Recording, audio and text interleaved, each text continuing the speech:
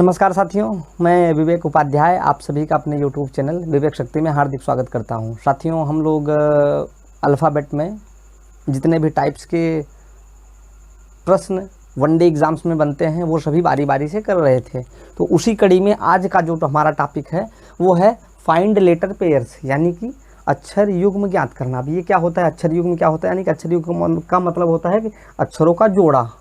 तो इसमें क्या होता है कि एक शब्द दिया गया होगा और उसमें पूछेगा कि इसमें कितने अक्षर युग्म संभव हैं, और उस अक्षर युग्म में विशेषता क्या होनी चाहिए कि वर्णमाला क्रम में अगर देखा जाएगा तो उनके बीच ठीक उस शब्द में उनके बीच उतने ही अक्षर होंगे जितने कि वर्णमाला में।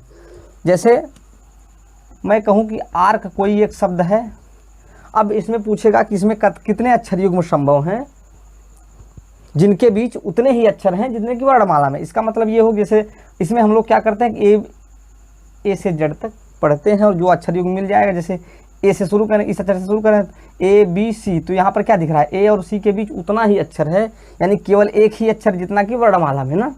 समझ में आया?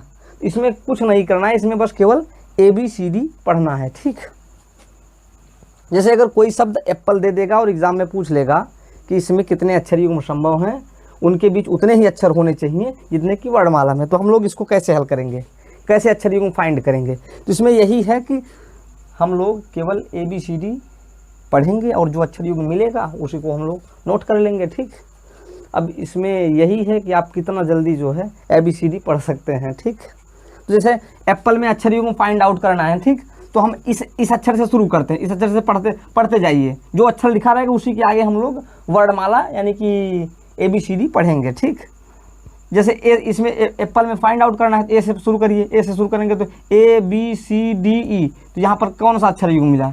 ई वाला मिला ना। ठीक, अब पी से शुरू करेंगे, पी से शुरू करिए, पी के बाद क्यू आर एस नहीं मिला ना, इस पी से शुरू करिए, पी क्यू आर नहीं मिला ना, इस यल से देखिए यल एम नहीं मिला ना, ई तो है ही। अब हम लोग उल्टा ए बी सी डी पढ़ेंगे। ठीक, ई से पढ़िए ई एफ जी एच आई नहीं मिला ना, यल से देखिए यल एम एन ओ नहीं मिला ना, पी से देखिए पी क्यू आर नहीं मिला ना, इस पी से देखिए पी क्यू, ये तो है ही नहीं। यानी कि इसमें केवल एक अक्षर युग्म ऐसा है ए ई जिनके बीच उतने ही अक्षर हैं जितने की वर्णमाला में। ठीक, ए और ई के बीच कितने अक्षर होंगे? बी सी डी ना, यहाँ पे भी दिख क्या रहा है, यही तीन अक्षर तो है ना यहाँ पर। तो इसमें ऐसे ही फाइंड आउट करना होता है, अक्षर युग्म ज्ञात करना होता है। उसी तरीके से देखिए यहाँ पर एक शब्द एब्सोल्यूट लिखा गया है, इसमें जो है अक्षर युग्म ज्ञात करना है, और उस अक्षर युग्म की विशेषता क्या होगी कि उन अक्षर युग्मों के बीच उतने ही अक्षर होंगे जितने की वर्णमाला में। ठीक, तो इसमें मैंने बताया केवल ए बी सी डी पढ़ना है। यहाँ से शुरू करिए, ए बी एक अक्षर युग्म ये मिल गया ना, अब इसी ए से पढ़ रहे हैं, बी यहाँ तक ए से शुरू करें, ए बी एक अक्षर युग्म मिला, फिर C D E F G H नहीं मिला ना, इस बी से शुरू करिए, B C D E F G H नहीं मिला ना, इस यस से शुरू करिए, S T U V W X नहीं मिला ना, ओ से देखिए O P Q R S नहीं मिला ना, एल से देखिए एल के बाद एम एन ओ नहीं मिला ना, यू से देखिए यू वी डब्ल्यू नहीं मिला ना, टी से देखिए टी यू नहीं मिला ना। अब उल्टा देखेंगे हम लोग, टी से देखिए ई एफ जी एच आई जे के एल नहीं मिला ना, इस टी से देखिए टी यू ना, यानी कि एक अक्षर युग्म ये मिल गया टी यू वाला ना। अब ये पूरा नहीं हुआ है, टी के बाद देखिए टी यू एक अक्षर युग्म मिल गया, V W X Y Z नहीं मिला, यू से देखिए U V W X Y Z नहीं मिला, यल से देखिए L M N O P नहीं मिला, ओ से देखिए ओ पी क्यू आर नहीं मिला, यस से देखिए यस टी यू नहीं मिला, बी से देखिए बी के बाद सी नहीं है मिला। यानी कि इसमें केवल दो अक्षर युग्म हैं। कौन कौन से?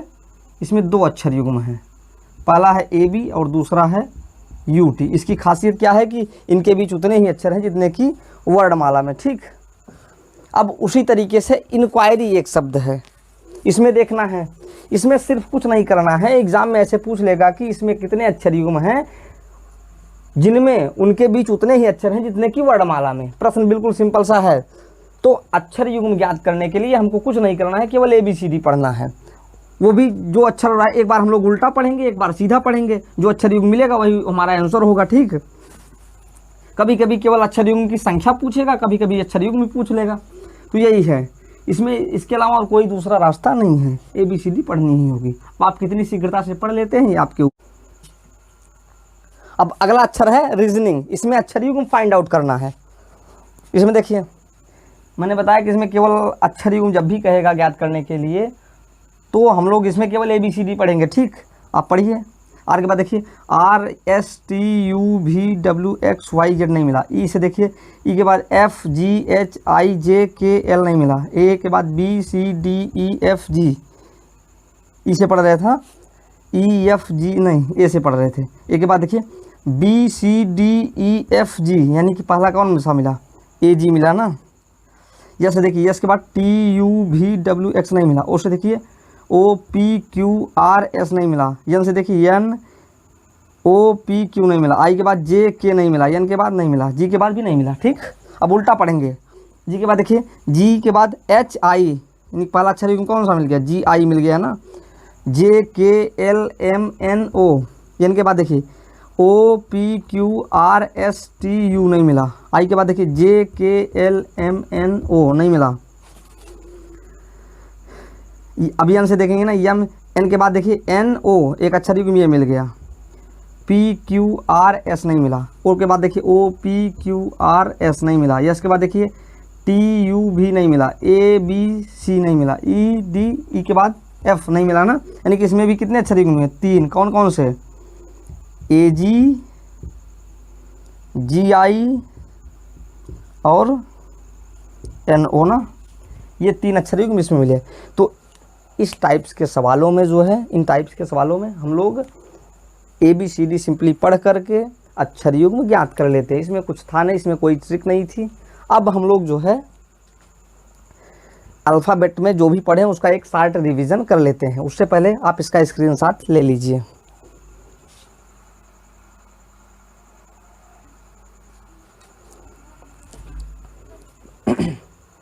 देखिए, हम लोग जो भी वर्णमाला में पढ़ चुके हैं एक बार पूरे चैप्टर का संक्षिप्त रिवीजन कर लेते हैं और आप इसका स्क्रीनशॉट रख लेंगे तो जो है रिवीजन में आसानी होगी।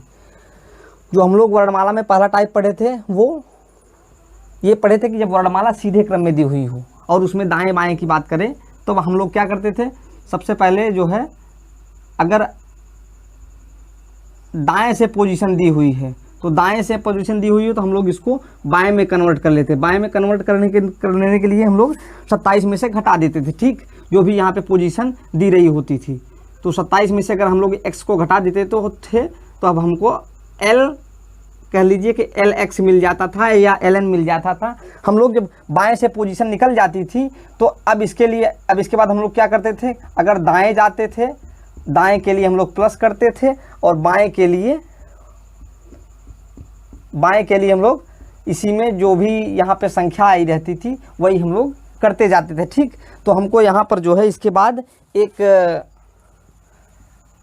एक संख्या मिलती थी। यही संख्या क्या होती थी, यही जो है ये संख्या जिसका भी कोड होती थी वही अक्षर हमारा जो है आंसर होता था। ठीक, ये जब वर्णमाला सीधे क्रम में दी रही होती थी।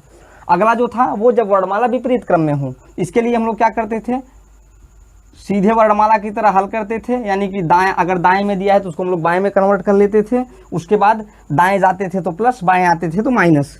तो सीधे वर्णमाला की तरह जो है इसको हल करते थे। उसके बाद क्या करते थे, जो भी संख्या आती थी यहाँ पर, जो भी इसको सॉल्व करने पर एक संख्या मिलती थी अल्फ़ा, और इस अल्फ़ा को जब हम लोग आंसर लिखते थे तो 27 में से अल्फ़ा घटा देते थे, यही हमारा जो है आंसर होता था। ठीक, जब वर्णमाला विपरीत क्रम में होती थी। ठीक, सीधे वर्णमाला की तरह हल करते थे, अल्फ़ा मिलता था, अल्फ़ा को जो है 27 में से घटा के लिख देते थे। अब देखिए, मैंने बताया था कि वर्णमाला में 2 अर्धांश होते हैं, यानी पहले 13 अक्षर को जो है एक अर्धांश और दूसरे 13 अक्षर को दूसरा अर्धांश बोलते थे। ठीक, तो इसके लिए जब प्रथम अर्धांश उल्टा जाता था, द्वितीय ज्यों का त्यों रहता था, तो हम लोग सेम यही स्टेप यानी सीधे वर्णमाला की तरह हल करते थे। तो क्या प्राप्त होता था, अल्फ़ा प्राप्त होता था ना। अब अल्फ़ा की हम लोग टेस्टिंग करते थे। 2 संभावनाएं बनती थी, एक तो 1 से 13 के बीच में अगर आए, और दूसरी जो है अल्फ़ा अगर जो है 14 से 26 के बीच में आए, ठीक।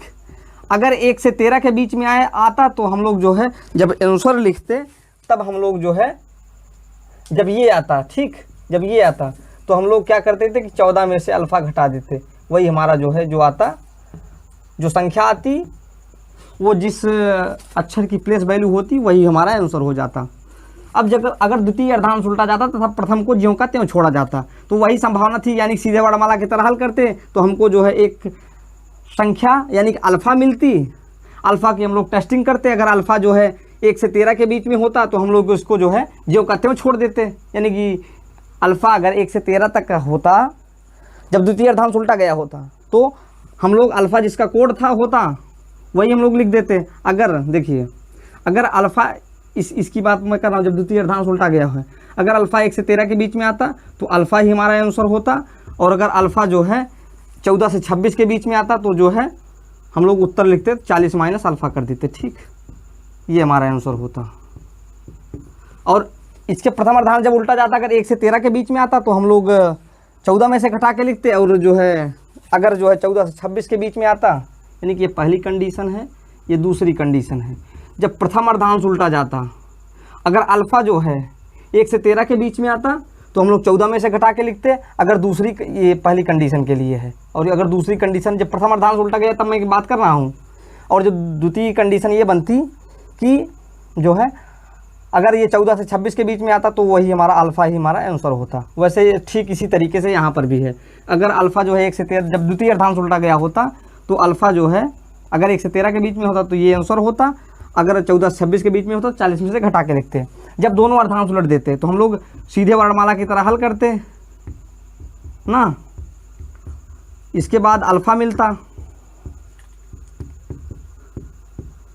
इसके बाद अल्फ़ा मिलता तो अल्फ़ा अगर 1 से 14 के बीच में होता और दूसरा 1 से 13 के बीच में होता, और दूसरी कंडीशन 14 से 26 के बीच में होता, तो जब ये पहली कंडीशन होती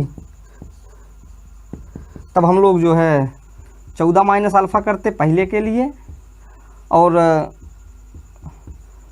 14 से 26 के लिए हम लोग 40 माइनस अल्फ़ा करते। जब दोनों अर्धांश उल्टे गए होते तब ये हमारा जो है आंसर होता, ठीक।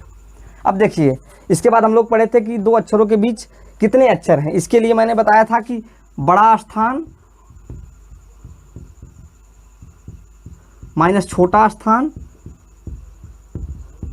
-1, ठीक। ये था मध्य अक्षर, यानी कि दो अक्षर, जैसे मैं कहूँ कि ए और जी के बीच कितने अक्षर हैं, तो जी की प्लेस वैल्यू 7, ए की प्लेस वैल्यू 1, तो 7 -1 यानी कि 5 अक्षर है ना, आप चेक कर लीजिए। वैसे ये फार्मूला है। माध्य अक्षर का मतलब होता है ठीक बीच वाला अक्षर। ठीक बीच वाले अक्षर के लिए मैंने ये बताया था कि दोनों की प्लेस वैल्यू अगर अल्फ़ा और बीटा है, दोनों को जोड़ देंगे, बटे 202 कर देंगे, यहाँ पर जो भी आएगा वो हमारा आंसर होगा। अगर जैसे एक संभावना है और है, अगर जैसे मैं मान लूँ कि अगर 10.5 आ गया तो इस ऐसी कंडीशन पर हम लोग 10 को भी लेंगे और 11 को भी लेंगे, ठीक। इसके बाद हम लोग शब्दों पर आधारित प्रश्न। शब्दों पर आधारित प्रश्न के लिए मैंने बताया कि जैसे भी इंग्लिश डिक्शनरी में जैसे शब्द जिस आर्डर में व्यवस्थित हैं उसी आर्डर में हम लोग शब्दों को भी अरेंज कर देंगे, ठीक। उसके बाद हम लोग शब्दों के उलटफेर पर आधारित प्रश्न पढ़े। इसमें जो है क्या होता है कि एक बड़ा शब्द ले लिया जाएगा, उसमें जो है कहा जाएगा कि पहले अक्षर को चौथे अक्षर से, दूसरे अक्षर को पाँचवें अक्षर से, इस तरीके से कुछ कंडीशन दी रही होगी, उसको भी हम लोग पढ़ चुके हैं। आज जो पढ़े हम लोग अक्षर युग्म याद करना, इसमें क्या है कि सिंपली ABCD ही पढ़ना है, ठीक। तो ये तो हो गया पूरे अल्फ़ाबेट का जो है एक संक्षिप्त रिवीजन। आप स्क्रीनशॉट लेना चाहेंगे तो ले लीजिएगा। और ये जो है अल्फ़ाबेट में इसी तरीके के सवाल बनते हैं। अब जो हम लोग इसके आगे पढ़ेंगे वो हमारा जो चैप्टर होगा वो कोडिंग डिकोडिंग का होगा। ये कोडिंग क्या होती है, डिकोडिंग क्या होती है, कोडिंग में किस तरीके के, या कोडिंग डिकोडिंग दोनों में मिला के जो है किस तरीके के प्रश्न एग्जाम में पूछे जाते हैं, ये सभी हम लोग बारी बारी से पढ़ेंगे। जो भी उसमें 7-8 टाइप्स के जो भी सवाल बनते हैं वो हम लोग सीखेंगे अगले वीडियो में। और वीडियो आपको कैसा लगा आप कमेंट बॉक्स में ज़रूर बताएं, और वीडियो को लाइक करना व शेयर करना ना भूलें। अगर आप चैनल पर नए हैं तो चैनल को सब्सक्राइब ज़रूर करें। मिलते हैं अगले वीडियो में एक नए टॉपिक के साथ, तब तक के लिए नमस्कार।